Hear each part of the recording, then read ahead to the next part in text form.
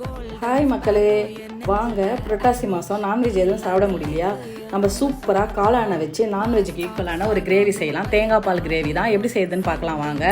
ஒரு பாத்திரம் வச்சு எண்ணெய் ஊற்றிக்கலாம். எண்ணெய் சூடானோன்னா பட்டை, கிராம்பு, ஏலக்காய், பிரியாணி இலை எல்லாத்தையும் சேர்த்து நல்லா வதக்கி விட்டுட்டு நறுக்கி வச்ச 3 வெங்காயத்தை சேர்த்து நல்லா வதக்கி விட்டுடலாம். 1 ஸ்பூன் இஞ்சி பூண்டு பேஸ்ட் சேர்த்து நல்லா வதக்கி விட்டுட்டு அரைச்சி வச்ச 3 தக்காளி சேர்த்து நல்லா வதக்கி விட்டுடலாம். 1/2 ஸ்பூன் மஞ்சள் பொடி, 1 ஸ்பூன் கரம் மசாலா, தேவையான உப்பு, 2 ஸ்பூன் மிளகாய் பொடி, 3 ஸ்பூன் தனியா பொடி எல்லாத்தையும் சேர்த்து நல்லா வதக்கி விட்டுட்டு கழுவி சுத்தம் பண்ணி வச்ச காளானையும் சேர்த்து நல்லா வதக்கி விட்டுட்டு ஒரு தேங்காவை அரைச்சி தேங்காய் பால் எடுத்துக்கலாம். 2ஆவதாக எடுத்த தேங்காய் பாலை இப்போ சேர்த்து நல்லா கலந்து விட்டுட்டு ஒரு தட்டு போட்டு மூடி நல்லா கொதிக்க வைக்கலாம். இது கொதிச்சு பச்சை வாசலாம் போன உடனே 1ஆவது எடுத்த தேங்காய் பாலை சேர்த்து கொத்தமல்லி தலை தூவி இறக்கலாம். சூப்பராக தேங்காய் பால் காளான் கிரேவி ரெடி ஆயிடுச்சு. இந்த வீடியோ பிடிச்சிருந்தா லைக் பண்ணுங்கள், ஷேர் பண்ணுங்கள், கமெண்ட் பண்ணுங்கள், மறக்காமல் சப்ஸ்கிரைப் பண்ணிவிடுங்க. நீங்களும் ஒரு முறை ட்ரை பண்ணி பாருங்கள். அட்டகாசமாக காளான் தேங்காய் பால் கிரேவி ரெடி ஆயிடுச்சு.